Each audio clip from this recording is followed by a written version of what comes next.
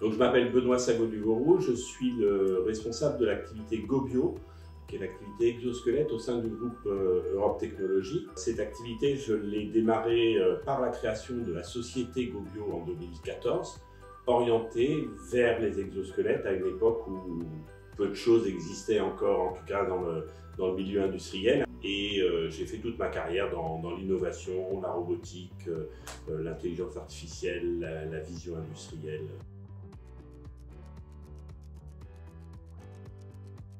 Avoir un exosquelette qui est aussi bien orienté sur les douleurs lombaires le place vraiment au top pour nous des exosquelettes actifs, en tout cas que l'on peut commercialiser avec un effet très net et très sensible sur les opérateurs sur lesquels on l'installe. Dès qu'on le met sur des opérateurs ou des opératrices qui souffrent du dos, des lombaires essentiellement, immédiatement la réponse que l'on a c'est « waouh, j'ai plus mal ».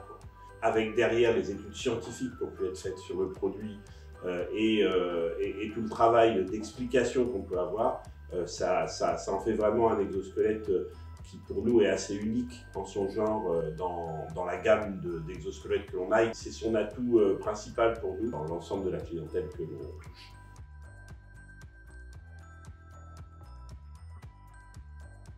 D'une part, pour nous c'est important, c'est un exosquelette français. Donc on a une facilité de communication et d'approche même directe chez les clients de la part de Japet sur la phase commerciale déjà. On a toujours beaucoup de facilité à avoir quelqu'un qui nous accompagne. Deuxième aspect, c'est sur toute la phase amont de formation qu'on a pu avoir de la part de Japet sur la formation du personnel qui travaille avec moi sur les produits. Après ça, il y a des services qu'on n'a pas avec tous les fabricants d'exosquelettes avec qui on travaille sur la réactivité en cas de SAV, avec un système qui est assez bien rodé maintenant de réexpédition, de remplacement temporaire, etc.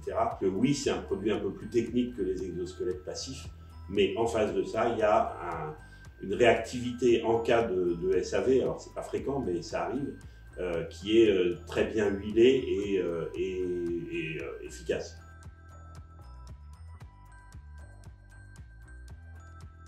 Il y a un enjeu très important à pouvoir disposer d'un côté d'exosquelettes passifs, d'un autre côté d'exosquelettes actifs. Parce que moi ce que je constate chez les clients, c'est qu'on a deux grandes catégories. On a les gens qui ont besoin de soulager des postures, des situations un peu complexes de travail, et puis il y a les gens qui ont besoin véritablement de renfort. L'ergosquelette qui est plutôt lié à une diminution de la pénibilité d'une posture, et puis les exosquelettes qui vont être là plus pour apporter de l'énergie, hein, ça ne veut pas dire apporter de la force, mais apporter de l'énergie pour soulager différemment les pénibilités des opérateurs.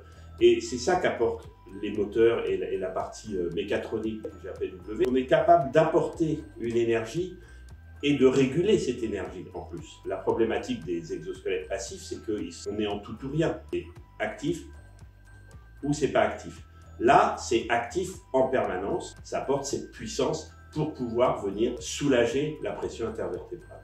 Et c'est un enjeu majeur, c'est évident.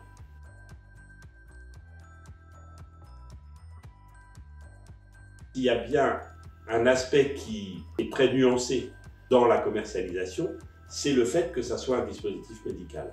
Parce que ça apporte la sécurité, ça rassure le client, ça permet d'avoir un dialogue avec les personnels médicaux des entreprises ou les personnes qui vont éventuellement aider à financer, comme les AGFIP. Par contre, ça amène des contraintes au produit, de difficulté de réaliser des évolutions, parce que ça veut dire repasser par des qualifications, etc. Donc c'est à la fois rassurant et ça montre qu'il y a des études scientifiques et médicales qui ont été faites sur le projet, et puis évidemment un peu contraignant pour la rapidité, l'agilité dans l'évolution du produit, du fait de cette rigueur nécessaire et de cette réglementation stricte qui entoure les dispositifs médicaux de cette classe-là.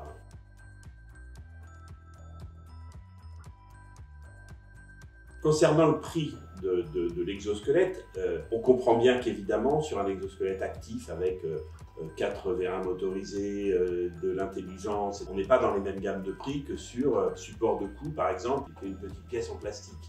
va d'exosquelettes de l'ordre de 200 € à des exosquelettes de l'ordre de 7000 €, comme le Japet. On reste dans une marge assez cohérente de prix entre les dispositifs ultra simples et les dispositifs les plus sophistiqués aujourd'hui que l'on distribue. Mais ça reste un coût, soit pour l'artisan ou la personne qui travaille tout seul et pour qui 6 000 à 7 000 €, ça représente déjà un coût important. Et puis pour une entreprise, si l'exosquelette est efficace pour une typologie de poste de travail et qu'il y a 50 personnes à équiper, ça commence à faire des budgets importants. Donc, les exosquelettes dans ces notions de prix-là nécessitent de notre part, nous les distributeurs, une démarche plus active et plus prononcée sur l'explication aussi des gains que va faire l'entreprise. C'est des gains sur la diminution des troubles musculo-squelettiques et donc le coût des troubles musculo-squelettiques au sein de l'entreprise, sachant qu'évidemment les problématiques de dos sont un des critères les plus importants, un des cas les plus importants d'arrêt de travail long qui peut nécessiter des opérations qui rendent la personne indisponible pendant longtemps, voire plus disponible pour ce poste de travail.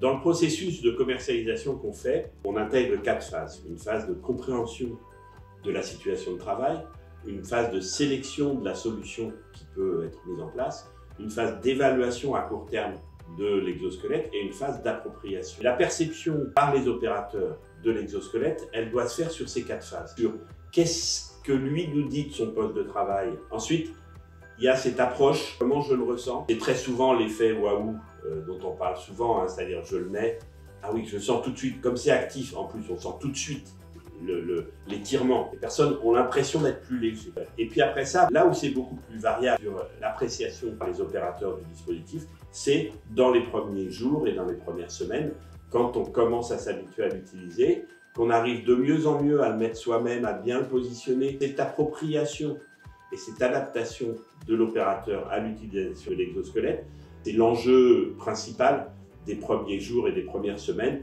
où on doit, nous, régulièrement passer un petit coup de fil, est-ce que ça va bien, éventuellement revenir voir le client pour dire on va vous remontrer un petit peu comment le mettre. Mais en règle générale, ça se passe plutôt bien.